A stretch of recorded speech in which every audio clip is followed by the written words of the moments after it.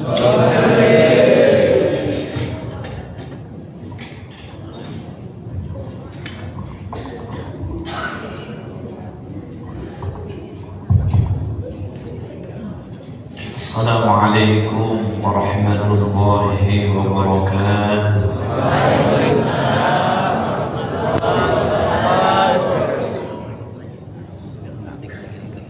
Alhamdulillahi rabbil alamin. Wal 'aqibatu lil muttaqin. Wa la 'udwana illa 'alal zalimin. أشهد أن لا إله إلا الله إياه نعبد وإياه نستعين وأشهد أن محمدا عبده ورسوله المبعوث رحمة للعالمين اللهم فصل وسلم وبارك على سيدنا وحبيبنا وشفيعنا وقرة أعيننا ومولانا محمد وعلى آله وأصحابه أجمعين أما بعد قالوا سبحانك لا علم لنا إلا ما علمتنا إنك أنت العليم الحكيم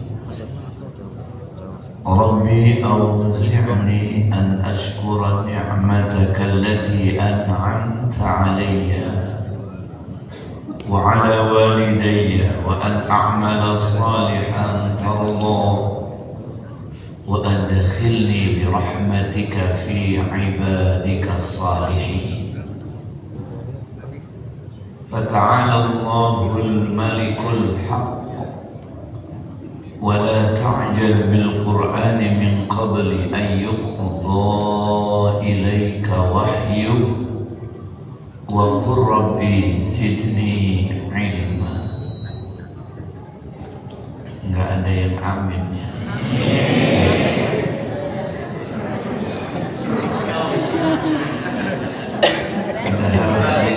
Semua yang udah bosan kali amin ya. Tapi masih mau kan amin? Innama nut'imukum liwajhillahi la nuridu minkum jazaa'an wala syukura. Tapi yang itu mah bukan doa.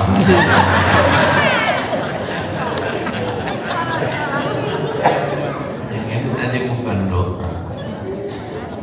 Jadi yang doa nggak diaminin, yang bukan doa diaminin. Salah ya ibu ya.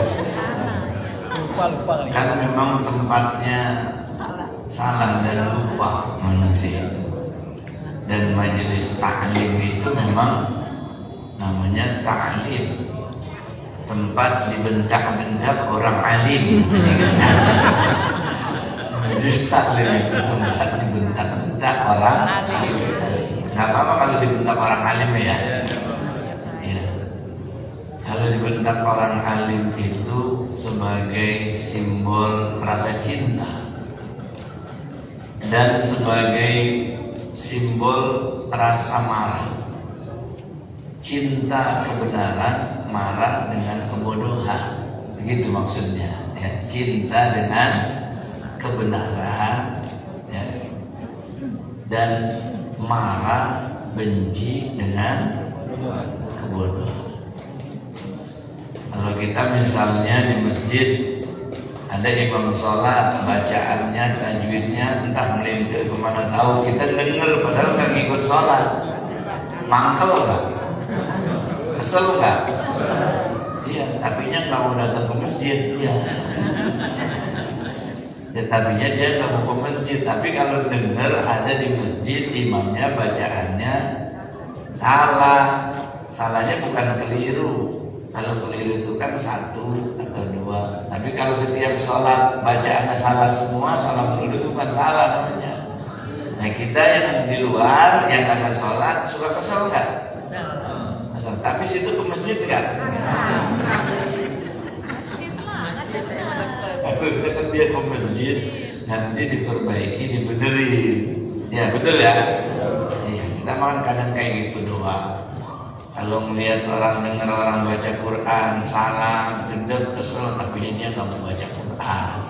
Ada imam bacaannya kurang baik, dia kesel, tapi dia nggak mau ke masjid. Di masjid tata kelolanya kurang bagus, dia kesel, paling dari luar ngomong doang, ke masjid kagak. Ini masjid kurang ini kurang itu, ngomong doang, beramal juga. Ada kayak begitu?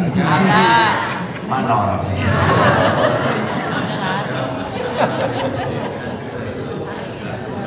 Kalau di sini nggak ada, insya Allah. Di sini nggak ada, betul ya?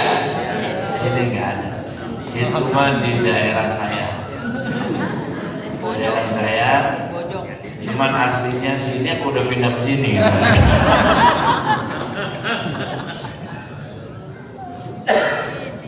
Sadaqallahul azim, hadratil mukarramin segenap para alimil ulama. Para apa para alimil ulama? Para alimil ulama, para kiai, para guru, apa para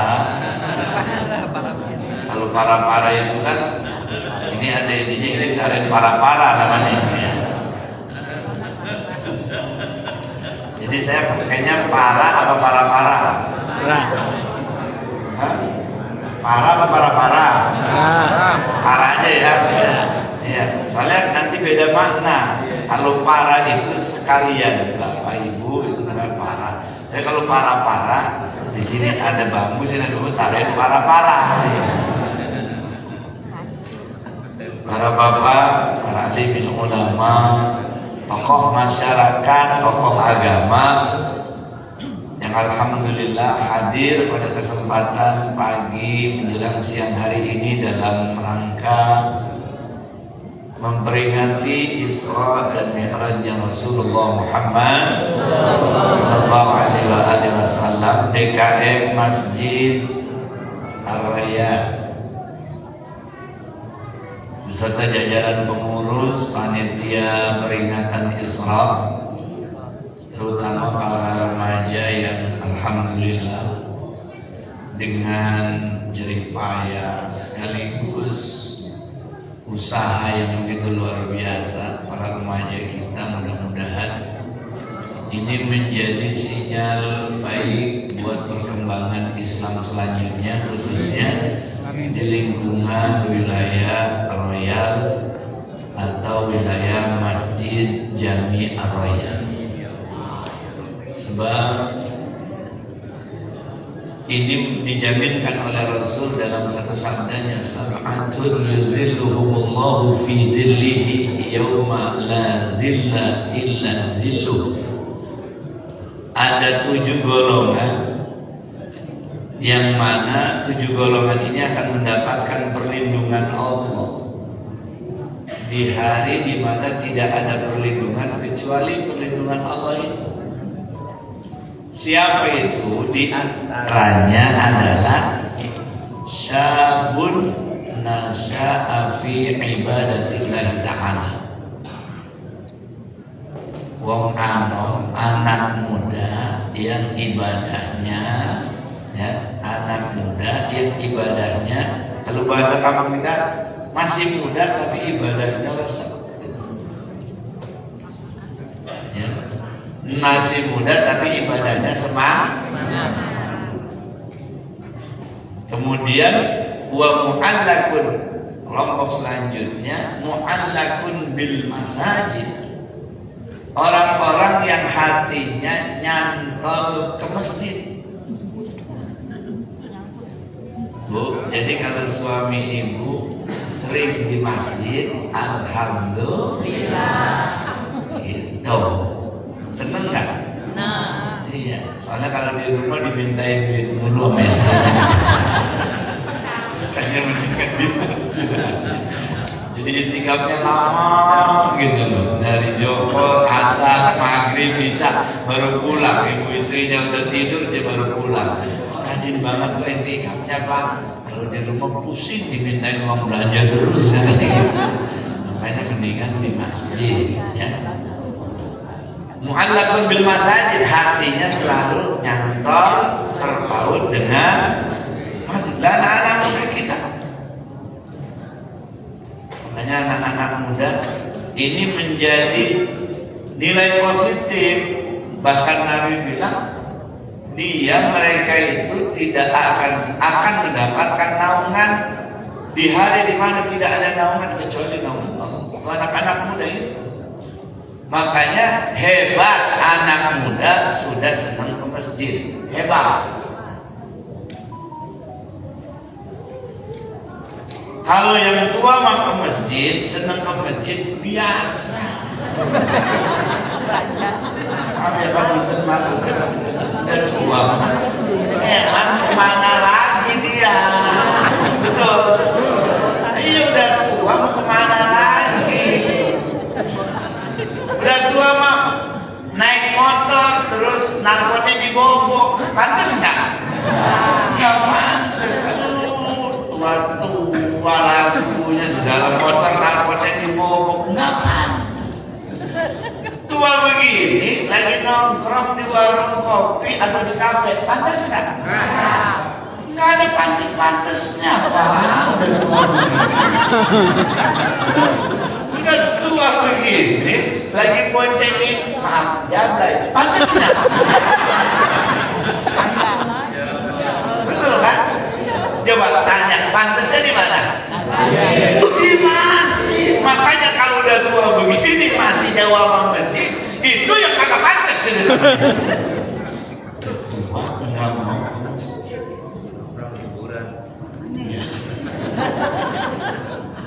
Ini lagi di masjid besok pertama hari Jumat jam 10:30 sudah nyampe.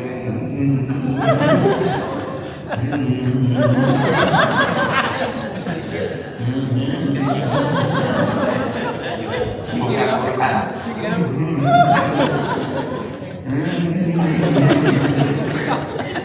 Kata orang, no contoh no Pak, itu tuh di masjid jam 11 aja udah nyampe Jumat tuh.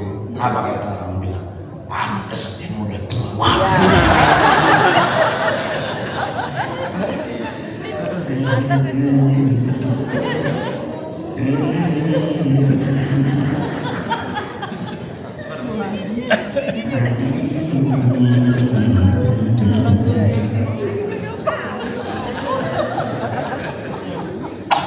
Kebetulan di samping ada anak kecil. Ada anak kecil kayak Qurannya terbalik. Ya Allah.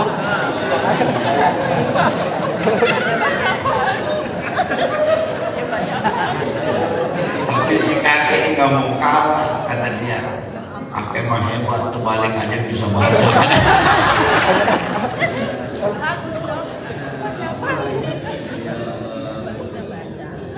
Jadi patut kita berbangga, karena sebetulnya ketika anak muda mau ke masjid, itu mestinya kita kerahkan semua kekuatan kita sebagai orang tua. Kalau perlu bahasa kasarnya, nak, bapak modalin kamu ke masjid. Anak muda saya modalin. Sebab itu jauh lebih baik ketimbang nanti pada saat anak kita temukan dalam keadaan seperti kambing yang sudah dimakan serigala. Paham maksud saya? Jadi anak muda yang sudah jauh dari masjid, kemudian dia kena narkoba dan sebagainya, berapa biaya yang mesti kita keluarkan dalam rangka merehabilitasi anak-anak muda kita? Mudah malunya ada, benar? Harus direhab. Belum tentu setelah direhab masyarakat mau menerimanya. Coba kerugian mana jauh lebih besar pengeluaran dana yang kita keluarkan? Apakah kemudian kita beri support kepada mereka untuk berkreasi di masjid ini? Ya, mengeluarkan ide-ide bagus. Kalau anak muda kan memang beda. Anak muda masalahnya juga pantas. Tadi nyebut nama orang tua, salah. Pantas anak muda. Ya, kenal. Saya siapa yang ngomelin anak muda kenal. Betul kan? Iya, memang anak-anak era milenial itu modelnya kayak gitu. Makanya dia menyebut para-para juga pantas aja juga. Anak muda. Iya. Ini kita mau ngomongin apa sih?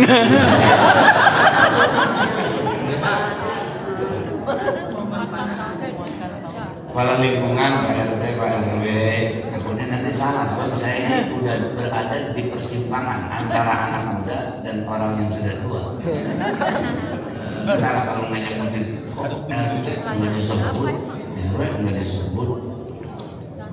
Kalau anak muda mah nggak nyebut RT RW, pantas ya nggak apa-apa. Kalau saya makan udah di persimpangan jalan antara muda sama udah tua belum sih? Baru 35. Balik. Bapak Ibu, insya Allah mudah-mudahan kita semuanya dirahmati oleh Allah Subhanahu wa Ta'ala. Alhamdulillah, pada hari ini peringatan Isra dan Mi'raj ini menjadi memperingati Isra dan Mi'raj itu sebuah momentum, ya, sebuah seremoni. Terkadang sering dikoreksi. Nadir Isra, gitu ya. Kemudian bagaimana dengan kualitas keimanan dan kualitas ibadah kita? Itu jadi pertanyaan. Makanya judulnya ini menohok sebetulnya. Ya. Isra diadain, Maulid diadain, kualitas keimanan kita, tauhid kita semakin meningkat apa enggak? Kemudian kualitas ibadah kita semakin meningkat apa enggak? Alangkah baiknya seremoni kita adakan, kualitas ketauhidan kita, kualitas keimanan kita juga semakin kuat. Karena Isra dan Mi'raj yang terjadi pada diri Rasulullah Muhammad ini sebetulnya pertaruhan keimanan.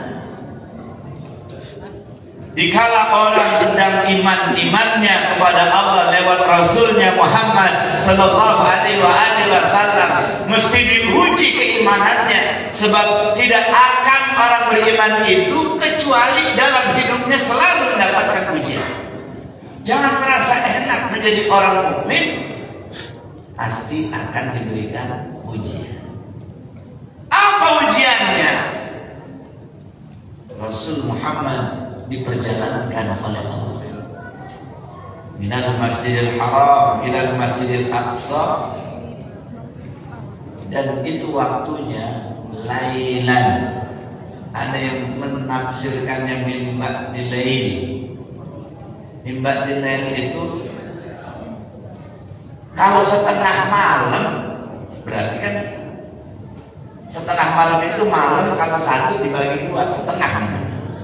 Tapi kalau sebagian malam, kalau ini kertas, satu lembar kertas, mana? Nggak pinjam, nggak ada kertas. Wah, anak muda sekarang main handphone, mana kertas? Tisu, coba tisu. Nah, maaf ini. Nah, kalau sebagian malam itu, ini kertas, satu lembar kertas. Kalau segini, ini namanya setengah.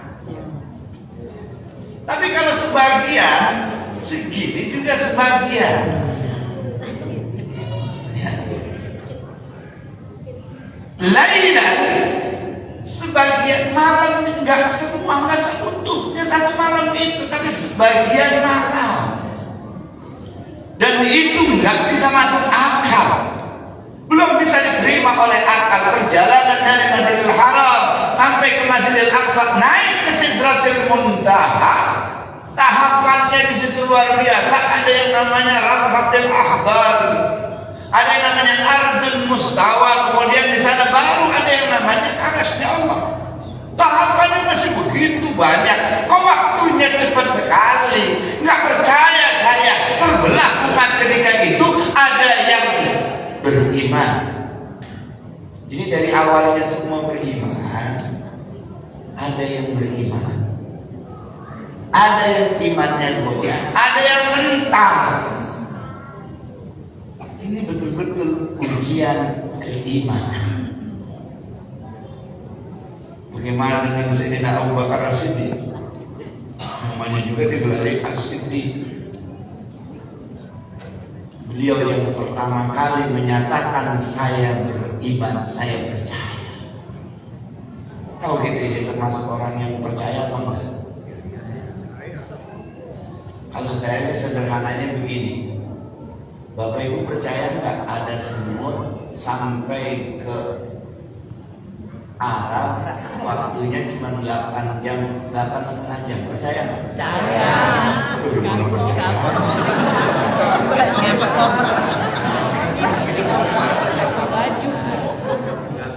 Saya mau umroh, ternyata ada semut masuk ke koper saya. Saat saya sampai ke Mekah, itu ternyata ada semut di koper saya. Itu semut sampai ke Mekah cuma dalam waktu 8,5 jam. Rasul Muhammad juga sama, bukan berjalan Rasul, diperjalankan oleh Allah Subhanahu wa Ta'ala. Jadi sudahi ketidakpercayaan kita karena bahasanya pun berbeda, bukan berjalan Rasul, tapi diperjalankan. Subhanalladzi, maha suci Allah, astara, yang telah memperjalankan. Jadi subjeknya siapa, objeknya siapa? Kalau subjeknya Allah, objeknya Rasul, nggak susah. Tapi kalau subjeknya Rasulullah, itu yang kemudian tidak masuk akal. Tapi kalau Allah menghendaki, maka semua pasti akan bisa. Beriman kepada Allah, kita beriman. Makanya semakin beriman, kita tergolong orang yang semakin beriman dengan kekuasaan Allah. Allah ingin memperlihatkan kepada Rasul, kepada hambanya, kekasihnya akan kebesarannya. Sepulang Nabi di Isra dan dimi'rajkan oleh Allah, Allah ingin menyampaikan kekuasaannya kepada umat yang lain, kepada umat Rasul Muhammad SAW, bahwa ini adalah kekuasaan Allah. Makanya iman tauhid kita mestinya semakin kuat. Mudah-mudahan kalau imannya kuat, ibadahnya mantap. Ibadah akan mantap kalau imannya kuat. Makanya kenapa umat-umat terdahulu begitu kuat ibadahnya. Wa idza tutla 'alaihim ayatul rahman kharru sujadan wa bukiya.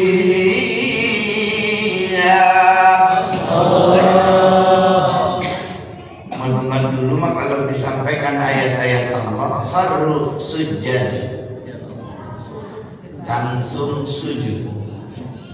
Sujud simbol kepatuhan. Wabukia, nangis, simbol penyesalan. Umat terdahulu banyak sujud, banyak nangis. Ibu sering melihat suaminya sujud sambil nangis. Enggak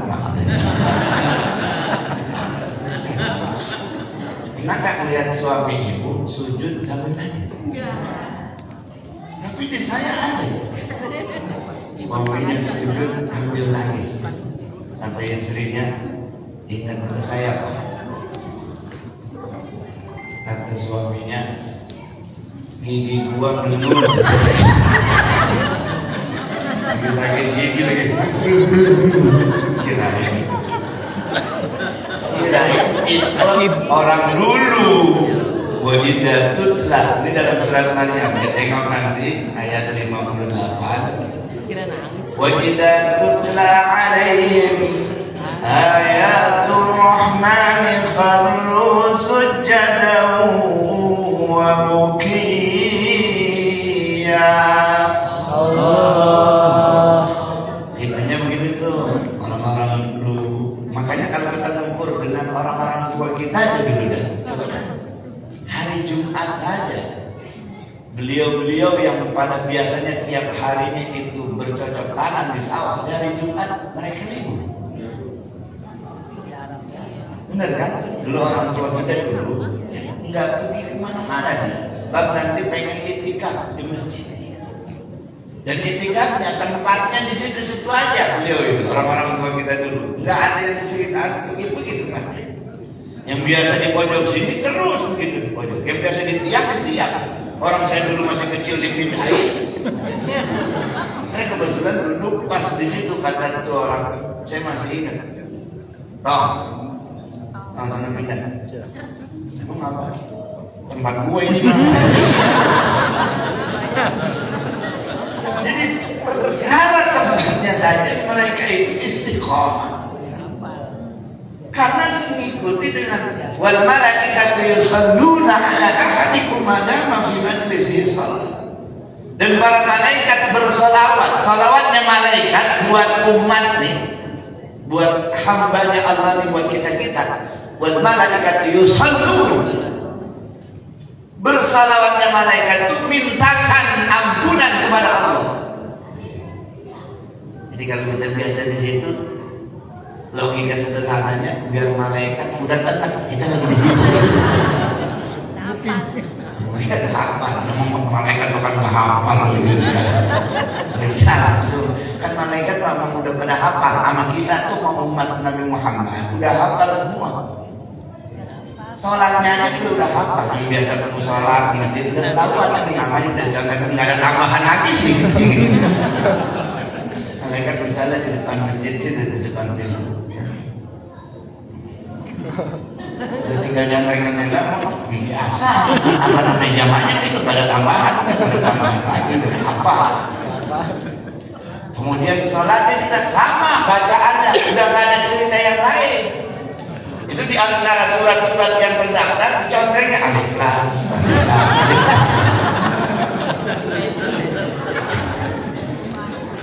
Contohnya langsung Al-Ikhlas. Kata malaikat yang satu lagi nanya, kok udah langsung Al-Ikhlas saja? Dengerin aja ntar masuk hati. Pas baca ada langsung aku bilang apa? Ini udah kita ngerti nomornya.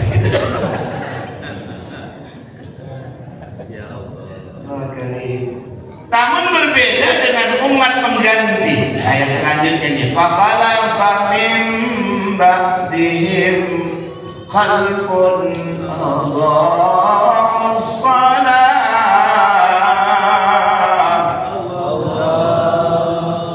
Berbeda dengan umat pengganti. Nih kita berarti umatnya. Bagaimana tipikalnya? Ya. Modelnya kayak gimana kita di khalfun Allahu salat.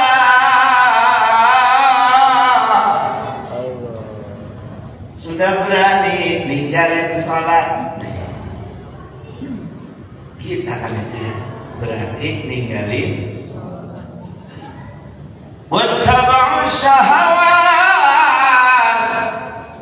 nurutkan hawa nafsu. Orang kalau udah berani ninggalin salat, senang menurutkan hawa nafsu, fasaufa yalqauna ghayyan. Bagaimana tuh orang kalau udah berani ninggalin salat, ngikutin hawa nafsu, niscaya tuh orang fasaufa yalqauna ghayyan, kedapatan dalam keadaan tersesat. Kalau bahasa kitanya yang keren itu PA. Apa namanya?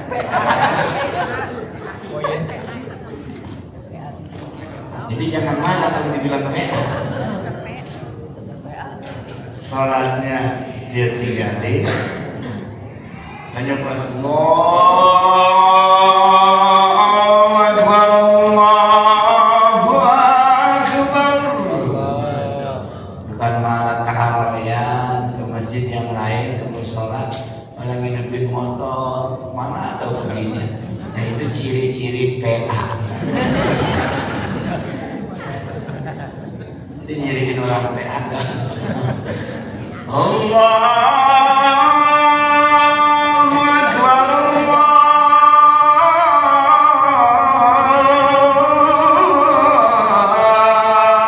Allahu Akbar.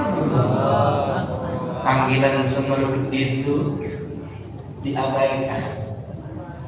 Padahal ada panggilan yang lain.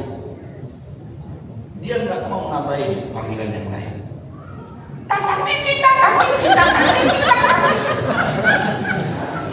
Berdua mana sih? Asyhadu an la ilaha illallah.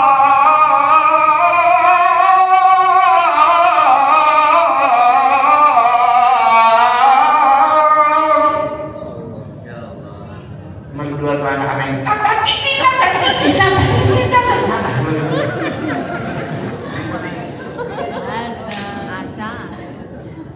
Kalau yang itu memanggil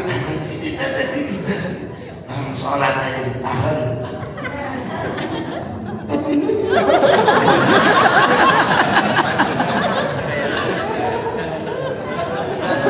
Kalau nggak keangkat miskol, assalamualaikum warahmatullahi wabarakatuh, langsung telepon lagi. Perlakuan kita dengan panggilan Allah tadi sama nggak kayaknya?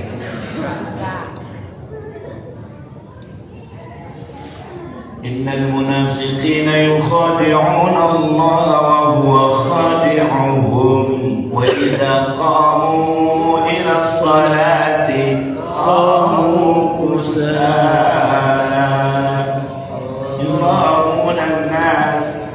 Kayak begitu modelnya kita mah. Berarti kita tergolong mana nih? Innal munafiqina yukhadi'una Allah.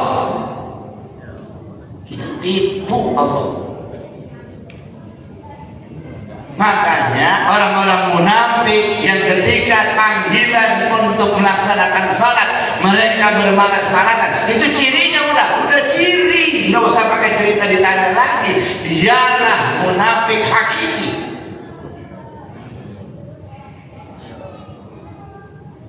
Kalau udah kayak begitu munafik, jangankan kita, Allah aja ditipu sama dia. Jangankan kita, makanya yang gitu jangan ditemenin. Yang begitu jangan diajakin bisnis, nipu urusan ini.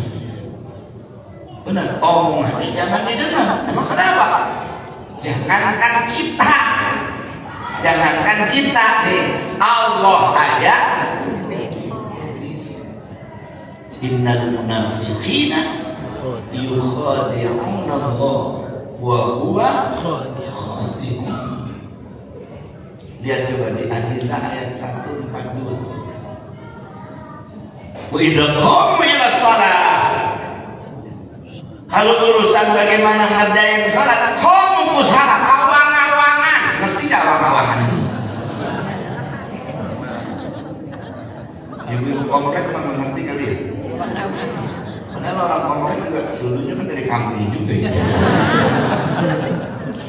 Kadang-kadang suka nganggur.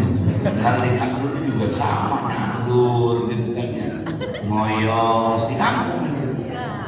Datang aja ke Tangerang, masuk komplek. Orang komplek saya. Tinggal di mana?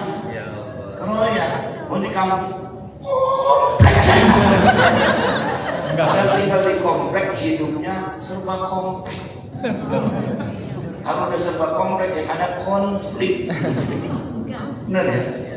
Di Ciledug itu ada perumahan Ciledug Indah. Di atasnya ada kampung. Namanya kampung apa? Di Ciledug itu Poncol. Agak naik. Ciledug Indah. Itu kalau banjir Orang Ciledug ini pada naik ke Kampung Bojong di sini. Karena dia datarannya tinggi, Ciledug Indah, pada naik ke atas. Ada yang bilang begini, Lele Dumbo pada naik.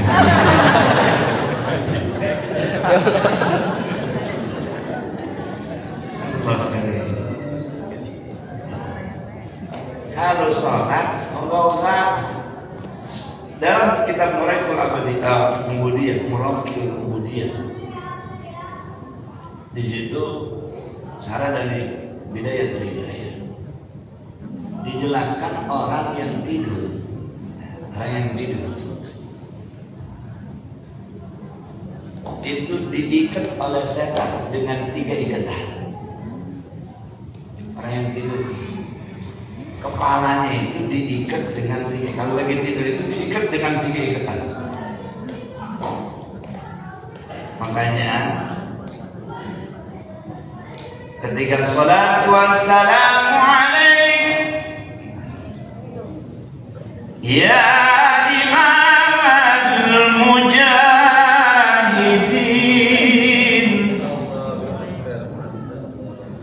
ya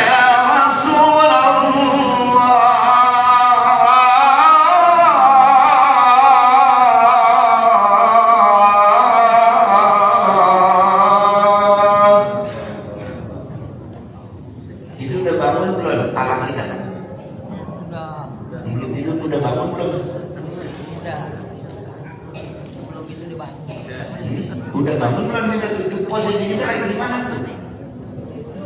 Kalau kita sudah bangun, syukur-syukur sebelum itu sudah bangun. Udah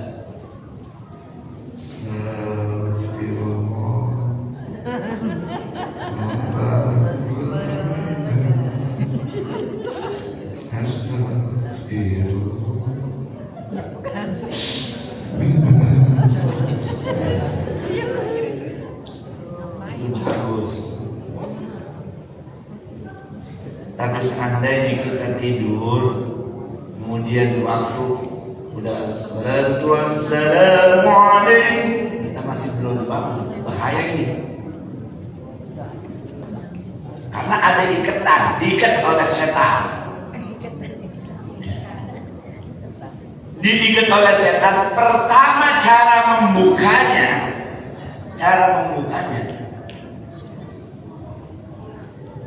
bangun kita, lawan. Karena sekarang kalau dibangunkan oleh Allah kita jam 3:30 aja, itu bahkan nggak kebayang, tidak sedikit orangnya ketika bangun melihat siap 3:30, kayaknya masih lama. Kan gitu coba. Jujur dengan hati kita, dibangunkan oleh Allah. Allah udah pernah salah, Allah nggak pernah salah, selalu membangunkan hamba-hambanya. Sampai dibangunkan oleh Allah. Ada yang masang alarm dan sebagainya. 3:30 karena sekarang subuh, gitu ya. 4:30-an. Itu yang ada di otak orang yang baru dibangunkan oleh Allah. Bukannya alhamdulillahilladzi ahyana ba'da ma amatana wa ilaihi nusyur. Cuman yang ada masih sejam lagi. Padahal main-main dengan itu, ikatan setan makin kuat. Coba kita kayak survei itu jam 3:30 dibangunkan, kemudian kita pengajian bulanan selanjutnya datang lagi. Saya sudah tahu kenapa istri saya kalau tidur mukanya bersinar. Kenapa Pak? Saya angkat selimutnya ternyata lagi main HP.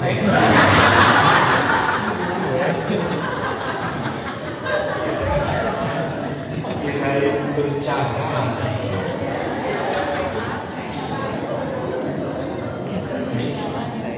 Ini subuh itu sholat yang dilakukan oleh Nabi pertama Adam alaihissalam. Jadi Nabi Adam dikeluarkan dari neraka. Dari neraka. Dari mana? Kok nggak ada yang protes sih? Saya muji aja dari keluar dari neraka. Pada diam. Keluarkan dari surga itu gelap. Karena surga sama kehidupan dunia ini bedanya jauh. Dari satu cahaya yang luar biasa terang dikeluarkan gelap. Bukan hanya lingkungannya, cuacanya, suasananya gelap. Kan Nabi Adam yang ikut gelap. Kan kosong Nabi Adam karena perubahan cuaca. Sama kita juga, coba tinggal dulu kita di daerah dingin, kemudian ke wilayah panas, pada pecah kita, pada kelupas. Nabi Adam itu menjadi gosong kulitnya. Makanya ada puasa yang dilakukan oleh Nabi Allah Adam alaihissalam, namanya puasa Ayyamul Bid. Puasa apa? Puasa apa? Puasa putih, hari putih. Jadi ketika puasa pertama, separuh Nabi Adam kulitnya memutih. Sampai kemudian hari kedua, ketiga putih seluruhnya kulit Nabi Allah Adam. Awalnya gosong. Jadi kalian pada hitam-hitam, rajinlah puasa. Puasa Ayyamul Bid biar putih. Kalau kita putih apa hitam ini ya? Berarti kita kurang puasa Ayyamul Bid. Jangan juga kebanyakan, nanti takutnya putihnya albino. Jadi putihnya beda gitu. Keputihan. Tapi kalau ibu mah walaupun nggak putih juga kan keputihan ya. Oh, sama apa beda? Oh beda, itu satu hal yang berbeda. Saya kira kalau terlalu putih namanya keputihan. Loh iya nggak mateng. Tapi karena terlalu lama matengnya, kematangan.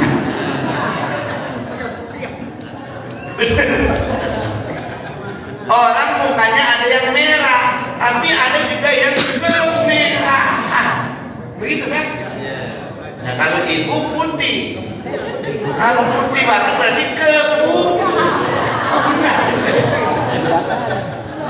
saya harus belajar bahasa Indonesia lagi berarti. Nabi Adam keluar dari surga gelap. Dikeluarkan oleh Allah dari surga gelap. Kemudian Nabi Adam sholat 2 rakaat. Rakaat pertama, karena Nabi Adam mendapatkan cahaya fajar namanya. Jadi Nabi Adam dikeluarkan dari surga itu pas waktunya waktu fajar. Jadi rakaat pertama syukurnya Nabi Adam karena Nabi Adam ketemu fajar. Dan rakaat yang kedua Nabi Adam lakukan sebagai kesyukuran karena ketemu dengan siang. Ya bukan begitu. Yang dari fajar kemudian siang. Itu jadi subuh 2 rakaat. Itu siapa yang melakukan pertama? Nabi Allah Adam alaihi salam. Jadi boleh dilihat dalam kitab Sulamun Najah ala risalis sahah. Begitu lihat dibaca, itu karangan Syekh Nawawi Al-Baghdadi. Dilihat sih bahwa di situ Nabi Adam melakukan sholat 2 rakaat yang sampai sekarang kita laksanakan, namanya sholat subuh. Kalau zuhur kan Nabi Allah Ibrahim alaihissalam, karena diuji oleh Allah suruh nyembeli, disembelih anaknya, kemudian diganti ditebus dengan kambing atau domba atau kibas. Itu jam berapa? Inda zawali syams, ketika matahari tergelincir. Nah, makanya kita kalau haji ya itu kan melontar jumroh, paling afdolnya kapan? Habis zuhur. Cuman orang-orang Asia tidak disarankan melontarnya habis zuhur, karena itu buat orang yang gede-gede. Ingat dulu peristiwa terowongan Mina, karena memaksakan mengambil sunnah, akhirnya kondisinya tidak memungkinkan. Berapa orang yang meninggal peristiwa Mina, tragedi Mina, ya. Nabi Ibrahim alaihissalam melaksanakan zuhur yang pertama, asar 4 rakaat Nabi Allah Yunus, kemudian maghrib 3 rakaat Nabi Allah Isa.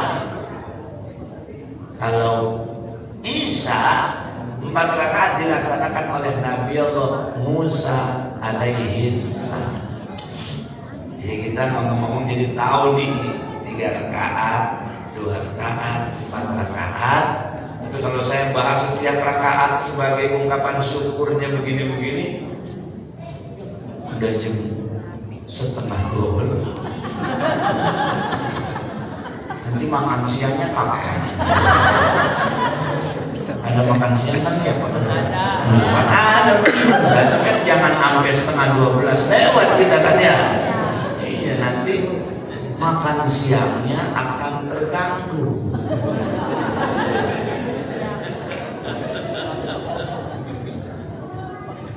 Ya, tadi balik mana? Kita modelnya wa idza qamu ila sholati qamu kusala. Tipenya kita tuh ogah-ogahan, awang-awangan. Nih bukan misalnya pulang nih, makan sini ya, bakso kan ya. Tuh ada soal kelihatan. Ada bakso, habis makan bakso kan pulang tuh. Sampai di rumah baru kedengaran Allahu Akbar, Allahu Akbar.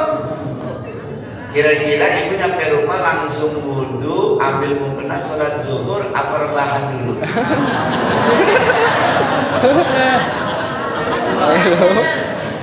Ayo, langsung zuhur, apa rebahan dulu? Ciri-ciri tuh, ciri-ciri. Udah saya jawab sendiri kan?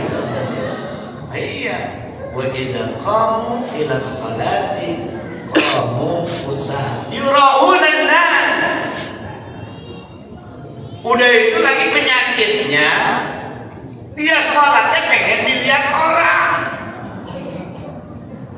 Kan sering banget itu di hati kita keluar kayak begitu. Pak, kamu tak masih ke masjid? Gak enak loh nanti dijanjiin sama DKM sekarang baru lagi absenin mulu. Gitu-gitu kan. Itu kan efek dari yura'unan nas.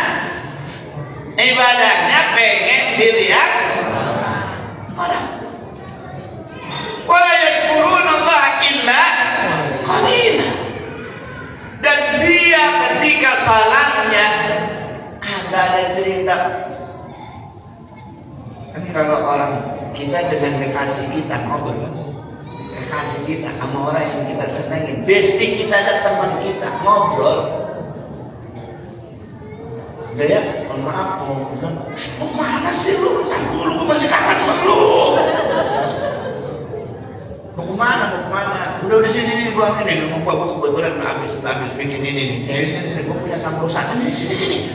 Gorengin sambusan. Biar apa dia melakukan itu? Biar temannya nggak pergi. Pengen curhat, pengen ngomongin tentang. Nggak enak kalau nggak ngomongin tanggal sebentar. Nggak enak kalau nggak bahas teman-teman yang lain. Makanya hati-hati sama teman itu. Ya, kalau kita ngobrol sama teman, ini kan kita punya perkumpulan di majelis taklim atau kelompok apa lah ini namanya. Kalau kemudian kita lagi berdua, dia teman kita nih ngomongin teman kita yang satu, hati-hatilah. Emang kenapa? Karena nanti bila si dia lagi nggak bersama Anda, pasti dia ngomongin Anda. Paham maksudnya? Tapi tetap aja.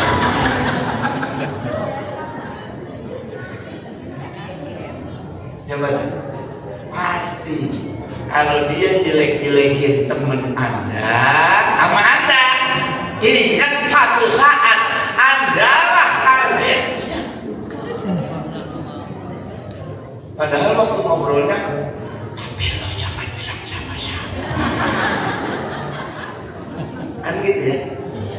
Jangan bilang sama siapa. Ini gua ngomong sama lo doang. gitu ya. Awas lu, jangan bilang siapa-siapa. Enggak, ngomong nggak pernah bilang. Waktu itu lu ngomong. Makanya ada doanya juga tuh. A'udzubika min jarin law ra'a hasanatan faqatamaha wa a'udzubika min jarin law ra'a sayyi'atan fa'amsaha. Ini doa Nabi Allah Musa, doa Nabi Allah Muhammad. Para nabi doanya begitu. Aku berlindung kepadamu ya Allah dari tetangga yang kalau melihat kebaikan aku dia umpetin, tapi kalau melihat keburukanku dia omongin. Kan begitu modelnya. Kalau kebaikannya mah jarang diungkap-ungkap, betul ya? Ada kebaikan orang lain teman kita nggak ungkap, tapi kalau keburukannya kawan kita dari mana yang lain, betul? Nggak ada yang nyambung. Ya Bu ya, ya yuraunan nas wala yadhkurunallaha illa qalila. Sekarang itu kan banyak-banyak ekspres sholatnya. Padahal alhamdulillah dari imam ini suaranya enak, bacaannya fasih, panjang aja dikit bacaannya.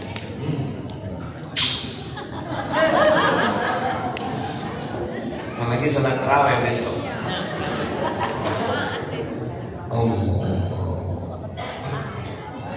Bismillahirrahmanirrahim. Mana 20 rakaat lagi. Protes sama temennya. Lu sih sholatnya di sini. Kata temennya, gua nggak tahu gimana dia, gua nggak tahu yang mana. Besok ada di sini, sono. Sholat mono ya, atau macam di sono. Iya, besok di sono pindah. Pas pindah ke sono, ternyata imam yang kemarin di sini. Dapat Aku tahu jadwal di sini itu kan.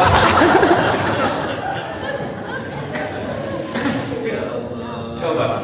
Wala yadhkurunallaha illa qalila. Orang tua kita dulu jangan terlalu jauh deh orang tua itu sono-sono sampai ke sumbernya Rasulullah Muhammad sallallahu alaihi wasallam. Nabi Muhammad kalau sholat, apalagi sholat sunnah sendiri, bininya udah 3 kali mendusit, dia Nabi masih sujud. Nabi masih begitu-gitu aja, pasti Allah. Kita mah coba sholat panjangan aja dikit. Dan di alam ini lagi banyak yang panjangan dikit pengen di alam. Padahal dia tugasnya apa? Amin doang. Emang makmum ngapain tugasnya? Amin doang. Amin. Itu doang segitu-itunya. Itu juga kalau mau bilang amin. Kadang-kadang begitu doang. Dari imamnya dia ikut rukun, bangun-bangun udah pas imamnya assalamualaikum warahmatullahi wabarakatuh. Udah begitu doang. Kan gak ada modalnya sekali itu sholat kita ya. Habis protes. Kadang-kadang imamnya bacaannya kurang ini. Bapak gak ke masjid? Gak cocok baca. Yang cocoknya yang mana Pak? Harusnya Bapak dong jadi imam. Gitu bacaan. Kan orang yang ngoreksi mah banyak, tapi kalau dia disuruh mah kalau kayak saya misalnya disediain makan, kemudian saya makan kurang enak, suruh masak saya juga nggak bisa. Ada masalah aja Pak pengurus, tak mesin apa nggak kerja? Kenapa sih Pak? Nggak ada pengurusnya. Nah, Pak, nggak ada dianya kata bininya. Tadi saya ketemu dia pergi Pak sama bininya. Yang benar loh. Makanya presidennya nggak ada dia. Akhirnya dia ke masjid. Sampai ke masjid balik lagi. Ada dia. Ada. Kenapa balik lagi? Bapak udah sholat, betul? Kita nggak mau pulang lagi. Oh nggak demen.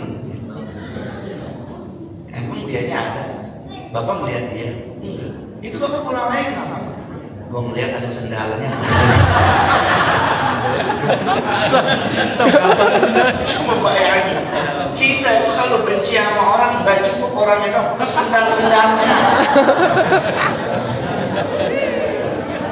Lewat rumahnya aja kita nggak mau nengok, padahal orang yang ada rumahnya kekunci nggak mau nengok ya begini.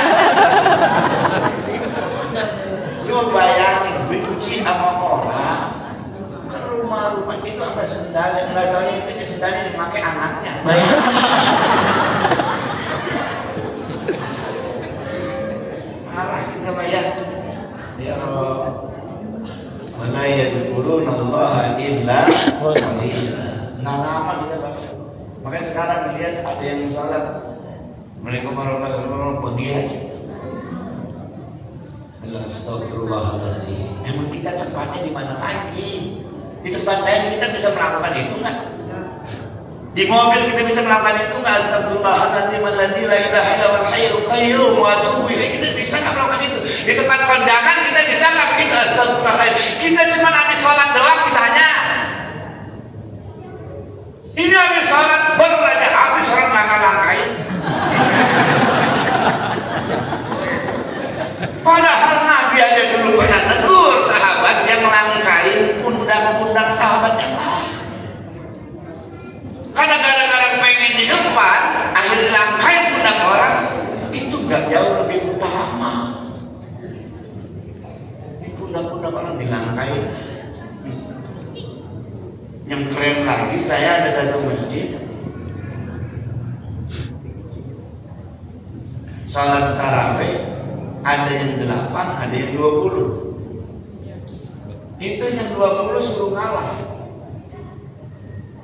Maksudnya kayak gimana? Jadi yang 20 habis 8 pada pulang.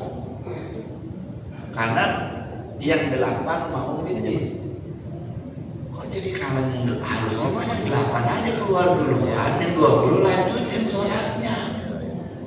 Ini orang mau tanya kemana ya kata saya begitu. Jadi harusnya kan yang 8 kan udah tarawih itu, nanti sholat itu gampang kan tinggal di rumah atau gimana. Lanjutkan yang 20. Ini yang 20 berhenti gara-gara nungguin yang 8. Apa namanya? 8 mau sholat witir. Kok begini? Kata saya aturannya. Saya bukan memperonjing keadaan, eloklah dalam menyikapi perbedaan, kan begitu ya. Bener nggak? Di sini juga kan bisa jadi ada yang 20, ada yang 8. Selesai udah 8, dia keluar aja nggak jadi masalah, betul? Diomelin nggak kalau dia habis 8 keluar? Ayo dikunciin di pintu.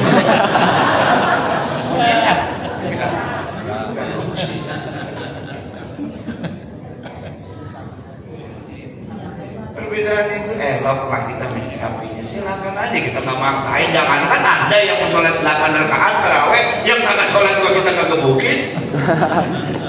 Betul ya? Apa mana kita gebukin besok lebaran? Gua kagak aku lu datang nilai dulu. Gua kagak sholat. Kadang-kadang yang nggak sholat paling dulu nanya lebaran kapan sih? Coba yang sering nanya lebaran, yang sholat apa yang kagak?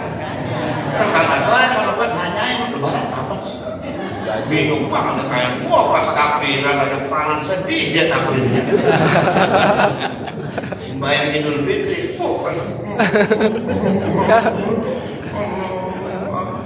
ini makanya bener kali ini habis lebaran. Kesedih banget takbirnya, nggak tahunya kakinya kesedih. Karena dia nggak tahu sholat Idul Fitri itu kapan. Akhirnya habis subuh nggak pulang lagi nungguin sholat Idul Fitri. Kelamaan nungguin dia sila aja. Kan dia nggak tahu. Padahal habis sholat subuh pulang aja dulu. Dari sholat apa namanya Idul Fitri kan masih panjang, masih lama, betul. Karena Idul Fitri diundur lebih baik, nungguin mungkin ada yang belum bayar zakat fitrah. Beda dengan Idul Adha. Lebih dulu karena nanti dilanjutkan pasal li rabbika wanhar, mau kurban. Kalau yang paham itu ngaji ngerti, yang kagak paham dia dari suku. Coba semutan nanti ngomongin belum juga kata la yazkurunallah illa qalila. Kita ini tergolong orang yang menyebut Allah itu, zikir kepada Allah itu masih sedikit. Ya udah, karena kan di schedule-nya itu tadinya begitu ya nih ya, jam 11 udah apa? Kalau nggak dari jam 11 gimana? Nggak dikasih ongkos apanya dari gitu. Ini bisa saya sampaikan, mudah-mudahan ada manfaatnya. Mudah-mudahan kita tidak tergolong orang-orang yang munafik. Modelnya gimana? Cirinya tak kemana-mana, ciri-cirinya kita takut kena ini ya. Tapi mudah-mudahan insya Allah Allah tolong kita. Karenanya jangan sampai lupa kita mohon kepada Allah ya, agar kita diberikan kekuatan untuk bisa melaksanakan segala apa yang diperintahkan oleh Allah Subhanahu wa Ta'ala. Mari kita tutup dengan sama-sama membacakan Ummul Quran surah Al-Fatihah.